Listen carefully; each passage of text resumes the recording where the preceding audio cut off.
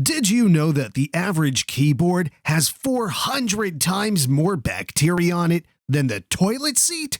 Yeah, you heard that right. What's up, Tittynopers, and welcome back to Tittinope. Make sure to hit that red subscribe button, turn your post notifications on, and like this video if you enjoy. In today's video, we're going to talk about the 10 dirtiest things in your house which you probably didn't even know carried any bacteria. Number 1. Cutting boards. Essential to all our kitchens, cutting boards should be cleaned often. Germs in our uncooked or unwashed food gets transferred to kitchen counters and cutting boards.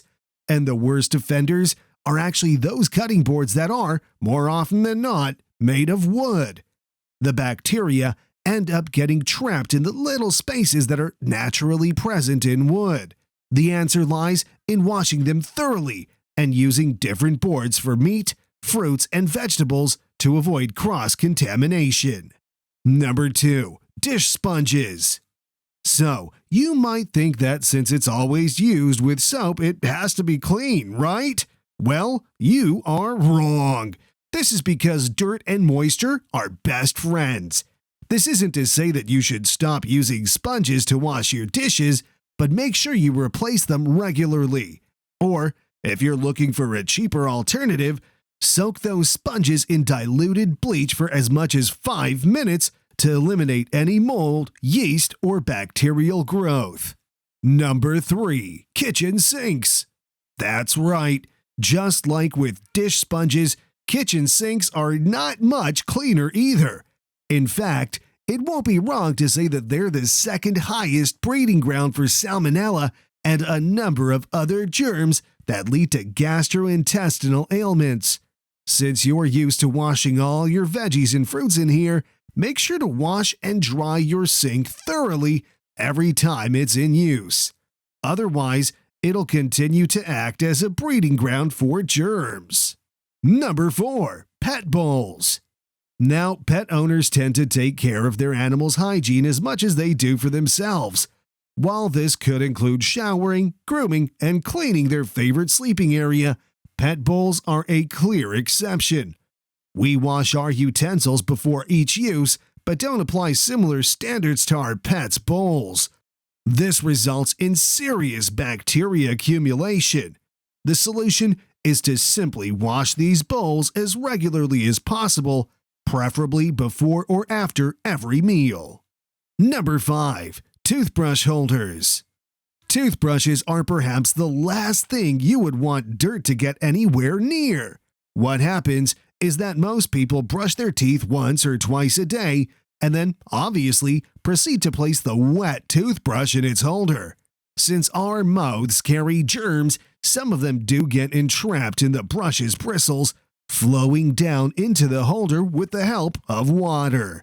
It is a good idea to regularly wash your toothbrush holder.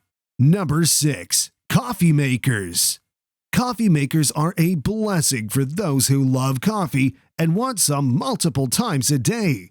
However, they can be dangerous if you're not thinking about the germs accumulating. The reservoir which contains water is rarely washed, and that is usually because of the fear of harming electrical components. But as time goes by, mold and other microorganisms begin to grow inside. To make this worse, it is usually very hard to spot the microorganisms growing inside because of the coffee maker's compact structure. Ideally, those coffee makers should be bought with a detachable reservoir. But if you don't have that option, it's no big deal. Just make sure to clean it regularly. Number 7. Bathroom faucet handles. Another lesser-known fact is that bathroom faucet handles actually carry a lot more germs than toilet seats. The reason is simple. We always touch those handles with dirty hands to use the water, but after we wash our hands, we touch them again to turn the water off and thus reinfect ourselves. You may have seen surgeons use their elbows to operate things when wearing gloves. Well, you should do the same with bathroom faucet handles. Number 8. Toilet seats. This one's a no-brainer. In fact, it's probably the place where we expect germs to be mostly active.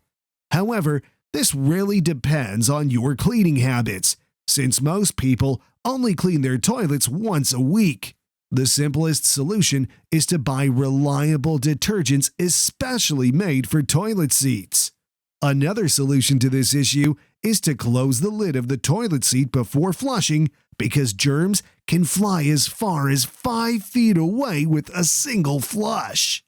Number 9. Cell phones. Wherever you go, your phone goes with you.